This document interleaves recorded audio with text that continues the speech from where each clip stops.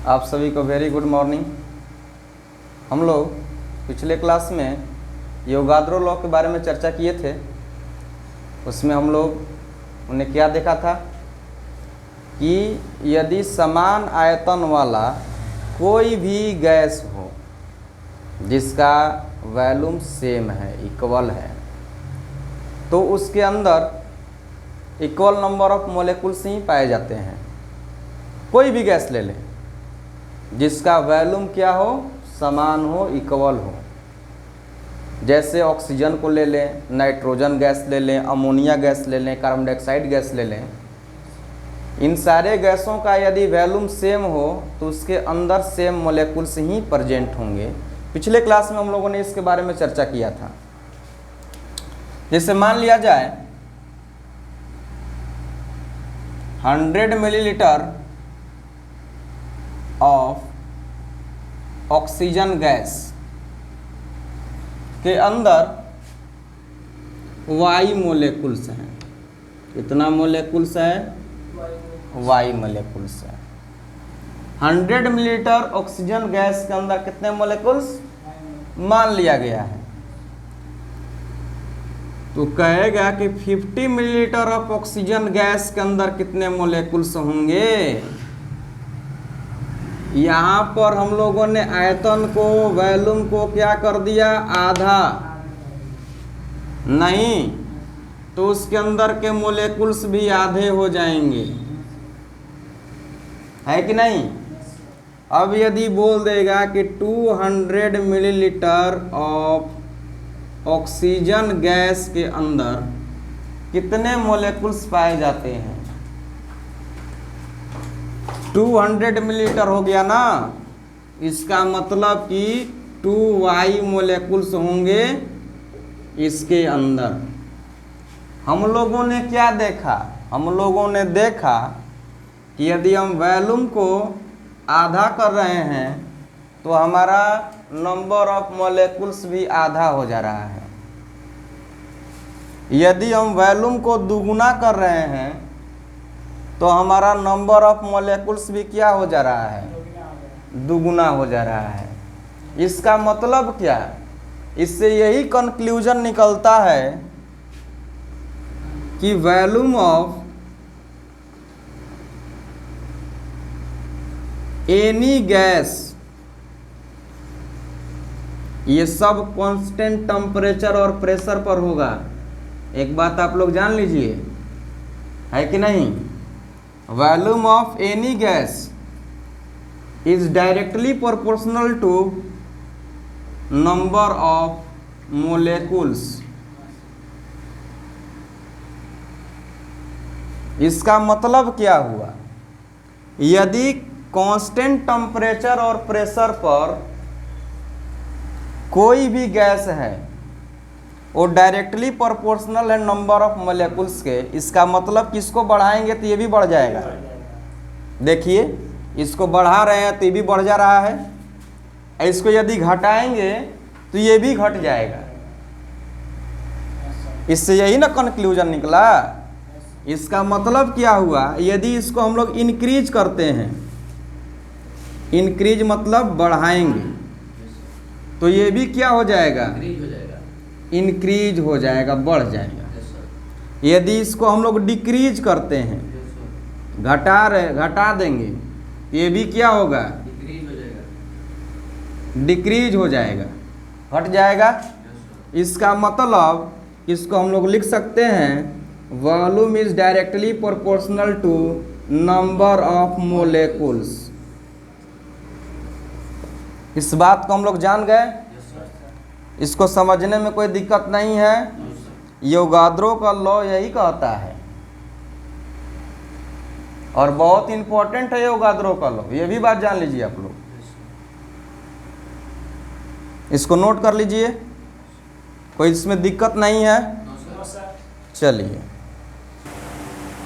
हमारे पास 2 कंटेनर हैं। कितने कंटेनर हैं? 2 कंटेनर हैं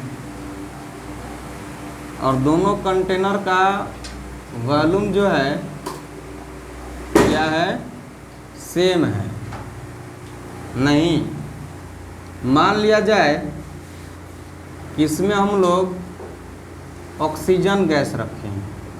कौन सा गैस रखे हैं? Oxygen gas. इसमें ऑक्सीजन गैस है और इसमें हम लोग को मान लेना है कि नाइट्रोजन गैस है। कौन सा गैस है? नाइट्रोजन। नहीं, यस सर। दोनों कंटेनर का वॉल्यूम सेम है, दोनों कंटेनर का आयतन सेम है, समान है। Yes sir. टेम्परेचर को क्या कर दिया जाए? कांस्टेंट कर दिया जाए, नियत कर दिया जाए। ये टेम्परेचर को कांस्टेंट नहीं करेंगे तो मान लिया जाएगा इसको ठंडा करेंगे तो नीचे बैठ जाएगा, यस सर। नहीं, इसको गर्म करेंगे तो उड़ने लगेगा। इसलिए टेम्परेचर को कांस्टेंट किया जाएगा। Yes sir. टेम्परेचर को जब नियत कर देंगे यस सर। तब ना जानकारी मिलेगी, नहीं तो वो गर्म रहेगा वो ठंडा रहेगा तो इससे जानकारी मिलेगी। ये मान लो कि ठंडा रहेगा तो नीचे बैठ जाएगा और यही गर्म होगा तो भागने लगेगा। Yes sir. सिर्फ टेम्परेचर को ही कांस्टेंट कर देने से सारा चीज़ नहीं हो जाएगा, प्रेशर को भी कांस्टेंट करना पड़ेगा। किसको? प्रेशर को भी क्या करना पड़ेगा? कांस्टेंट करना पड़ेगा। और इसके साथ साथ वॉल्यूम तो कांस्टेंट होना ही होना है। नहीं, हम लोग क्या पढ़े हैं? Volume is directly proportional to N. ये नंबर ऑफ मोल्स भी है, यस सर। है कि नहीं? जितने अणु होंगे, जितने मोलेकुल होंगे, उतने मोल होंगे। इसको जरा हम लोग नंबर से देख लें तो V1 directly proportional to N1, N number of mole, V1 by N1। इसको इधर लेके जाएंगे तो इधर क्या हो जाएगा? कांस्टेंट हो जाएगा। क्या हो जाएगा? कांस्टेंट हो जाएगा। मान लिया जाए कि एक कंटेनर का ही है। उसी तरह से यदि हम लोग कंटेनर बढ़ाते चलें, V1 by N1 equal to V2 by N2 equal to V3 by N3, और चौथा कंटेनर है तो V4 बाई N4, ये हो जाएगा। Yes sir. नहीं, यह योगाद्रो का मोलर वॉल्यूम है। यदि किसी भी गैस का हम लोग को वॉल्यूम निकालना है तो इस नियम का हम लोग यूज कर सकते हैं। ये जो हम लोग का फॉर्मूला निकल के आए उसका हम लोग प्रयोग कर सकते हैं। मान लिया जाए, क्या कर लिया जाए? देख लिया जाए एक बार। मान लिया जाए ये जो गैस है इसका वॉल्यूम 200 मिलीलीटर का है। नहीं, मान लिया जाए, और इसके अंदर मोल की जो संख्या है वो 40 है। क्या है? मोल की संख्या क्या है? 40 है। यदि इस कंटेनर में मोल की संख्या 20 है तो इसका वॉल्यूम क्या होगा? मान लिया गया है कि एक क्वेश्चन है ये, इस कंटेनर का वॉल्यूम 200 मिलीलीटर और इसमें मोल की संख्या 40 मोल। इसमें कोई गैस, ऑक्सीजन है, गैस है।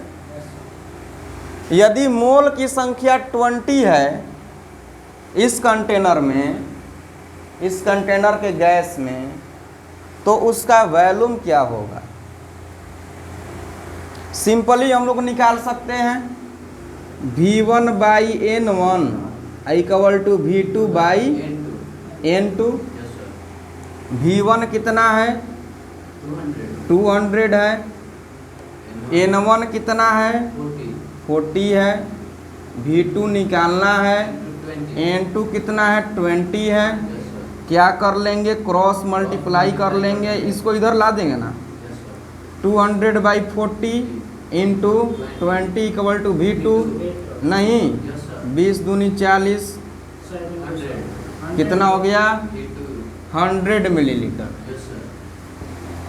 क्वेश्चन भी हम लोग समझ गए। Yes sir. इसको समझने में कोई दिक्कत? No sir.